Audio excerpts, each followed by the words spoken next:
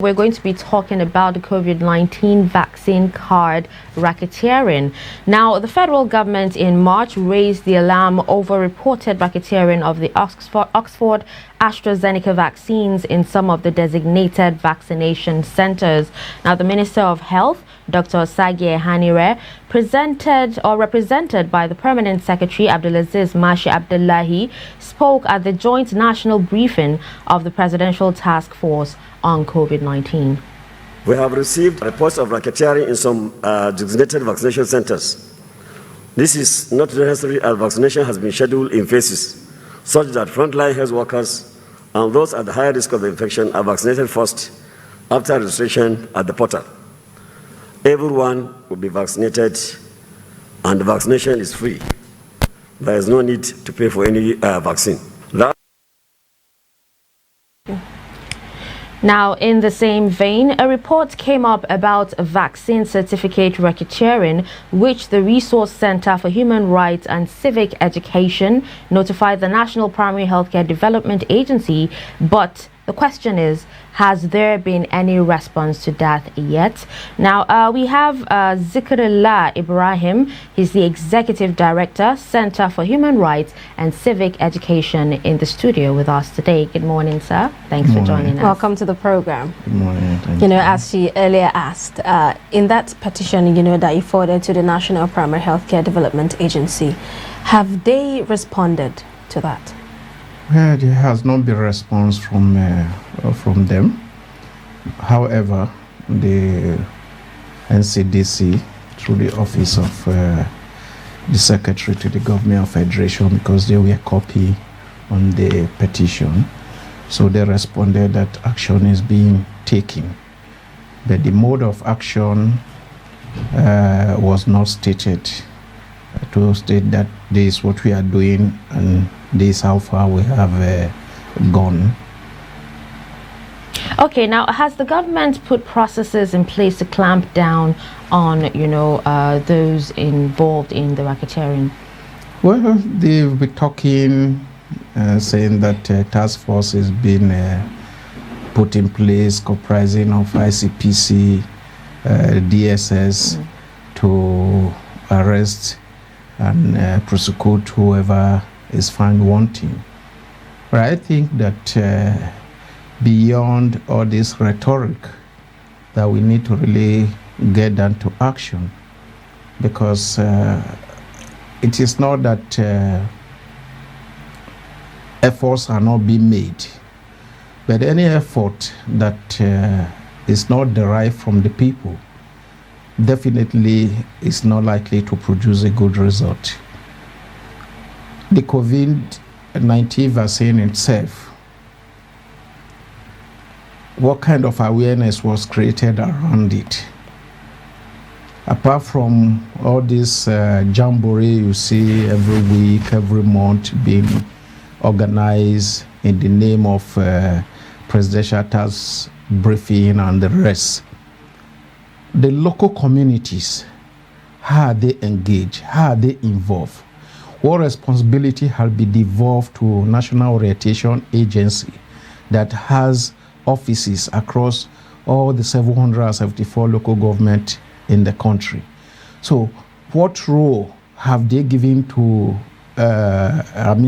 or collaboration or partnership with the civil society organization to take this message to the grassroots?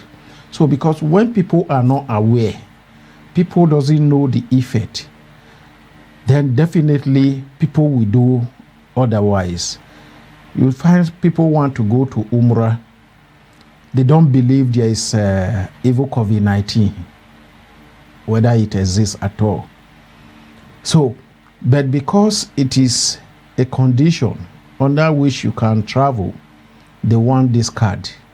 And all they need to do is just to contact any of those officers that are administering vaccination or producing the card, and then they pay and they get it.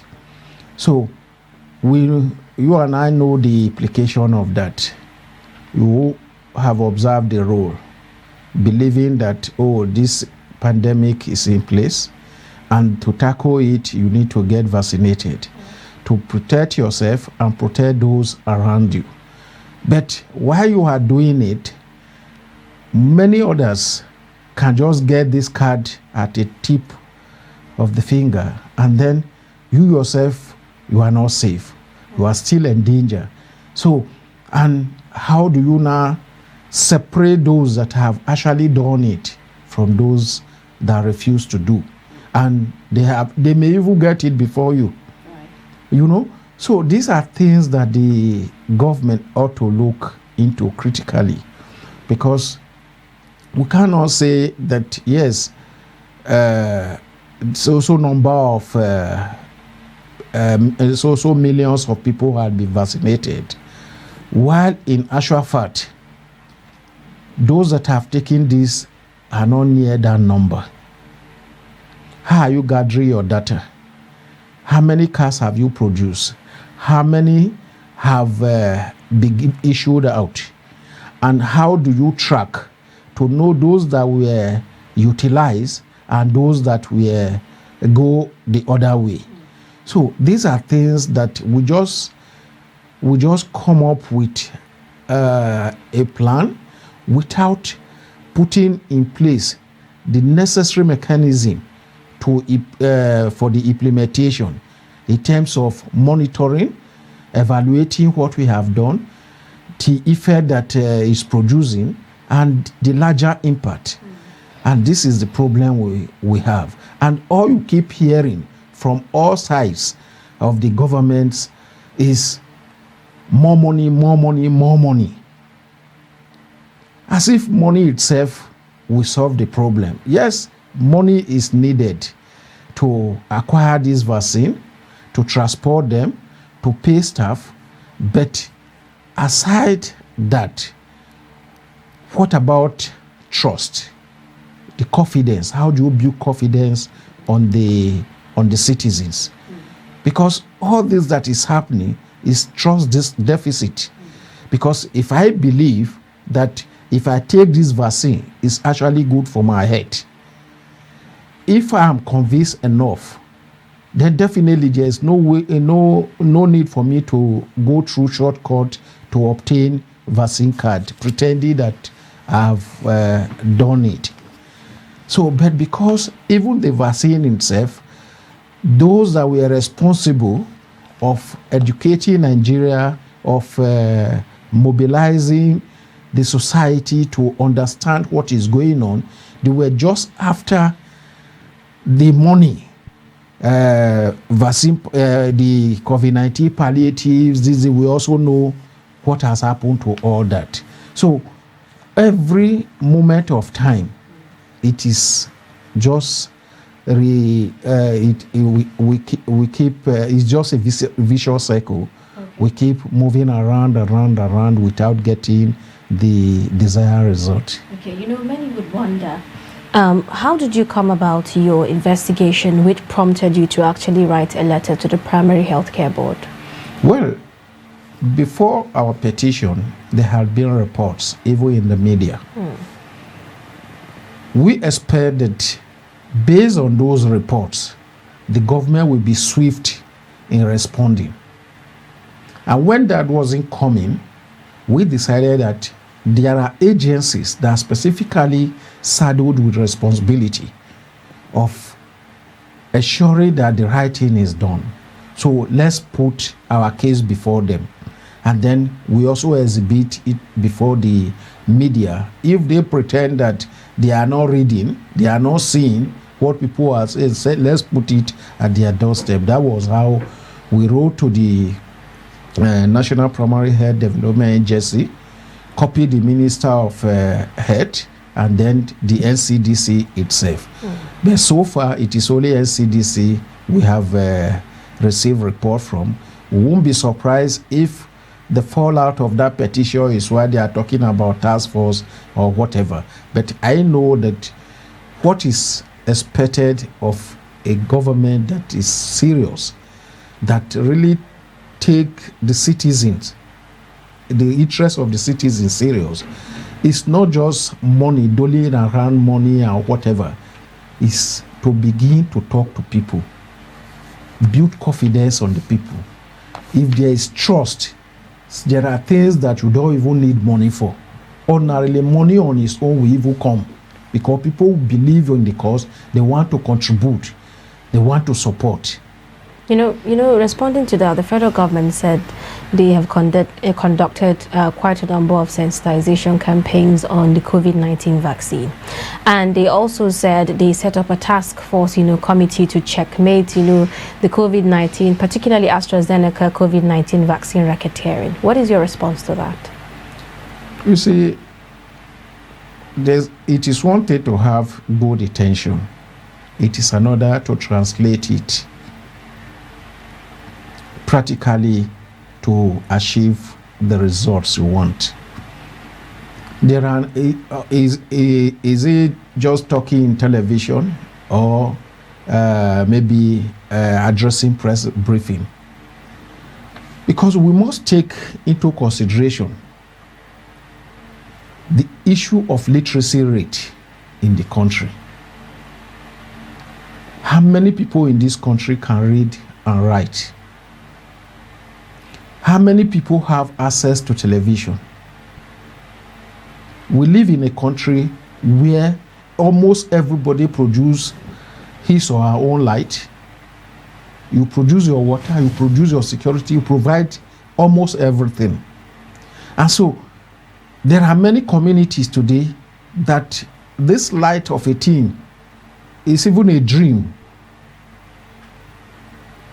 You go to some community, there is no even single generator. So how do they get access to this information we are talking about? So when you talk about mobilization, sensitization, and the rest, who have you sensitized? Go to many local government and see what is going on there. Because the reason why everybody's focus is on federal government is because of the kind of distorted governance system we are implementing. Things that ordinarily the local government ought to do, you see the state taking up that responsibility, the federal government taking up that responsibility. So the primary health care centers that are under the responsibility of local government, you find the state take direct charge, and there is a distance between those centers and the state government. And what are they interested on? The budget, the money, not after ensuring that we have results at those centers. I came from Kano, visit so many primary health care centers, and see, you will find where they are using bucket to fetch water. You see roof leaking in maternity ward.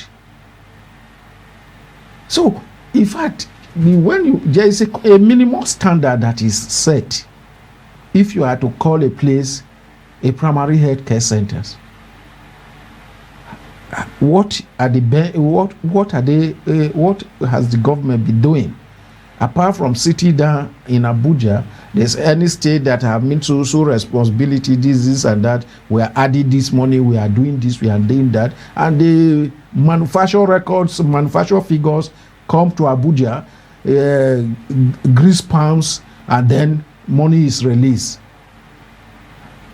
Wanted to release money, the tracking of that fund to make sure that what is meant to achieve is achieved. Those things are not in place, and therefore we keep having this problem. And back to the vaccination card I'm talking about. Those that are even doing the vaccine, those that are moving around, what is the motivation? What are the incentives? Are they getting their salary as at when due? If at all, given the inflation we are today, is it enough to meet their basic necessities? So for them, they also see this as an opportunity to get extra money.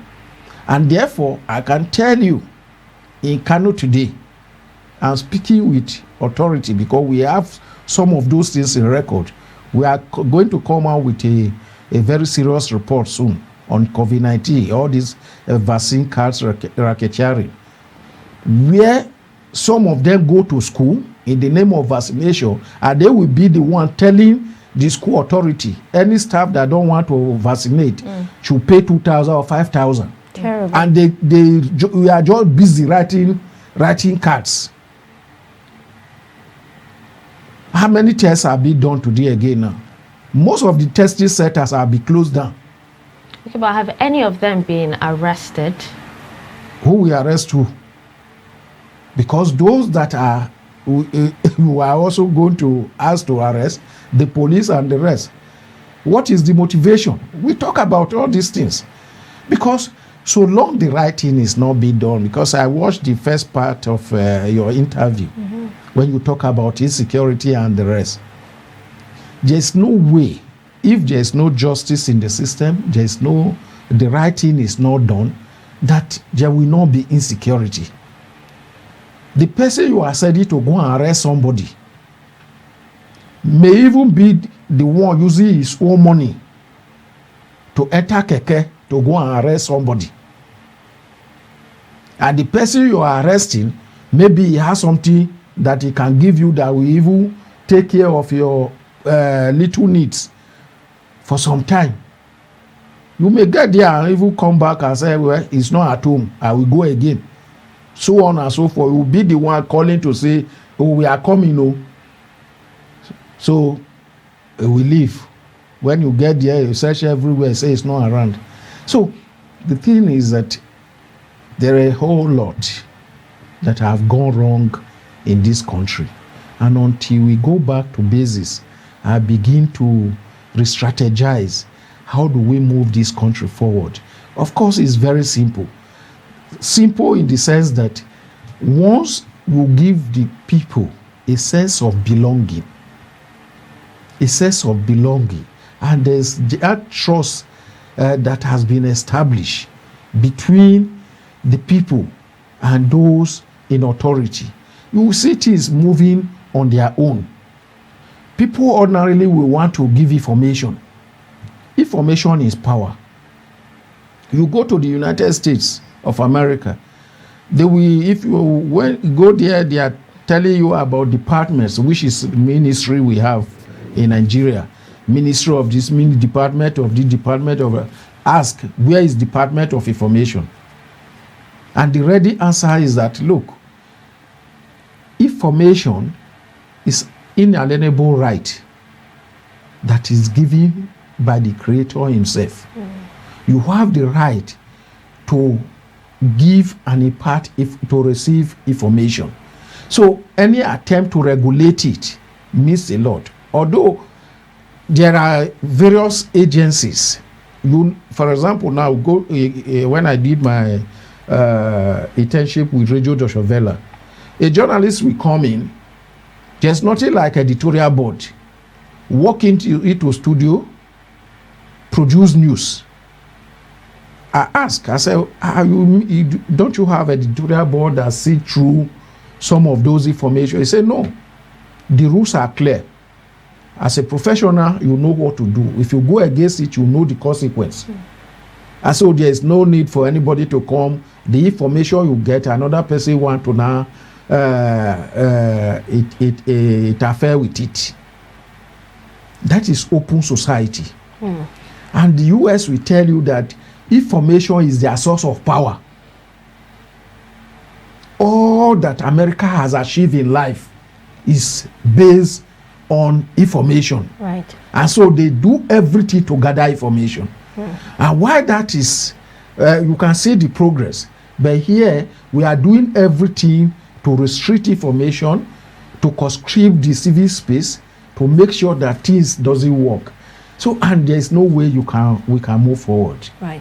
You know, earlier, a few months ago, we saw in the news that Nigeria was missing on the list of more than 50 countries in the UK that that relax COVID-19 vaccine policy for. Some said, is this because of maybe they've received information of this matter, and that is why they are excluding Nigeria from that? Because even if you travel to the UK, you still have to self-isolate despite being vaccinated if you are from Nigeria. Yeah, I think since the emergence of the pandemic,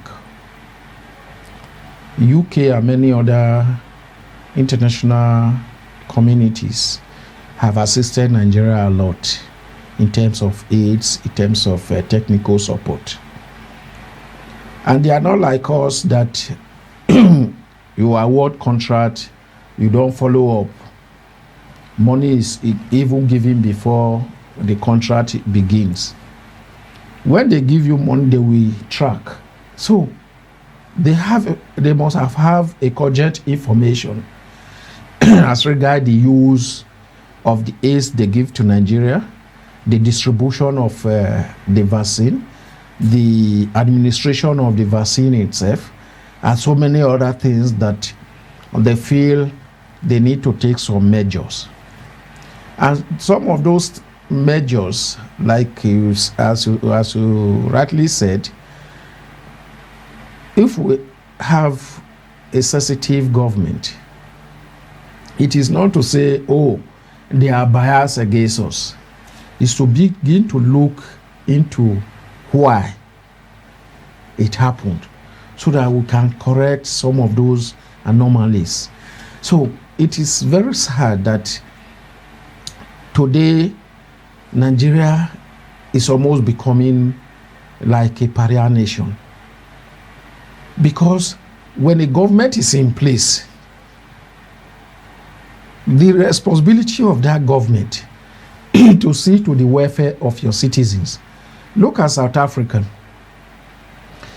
South Africans who go to South Africa, go to Ghana. If they apply for US visa, they can get as much as 10 years.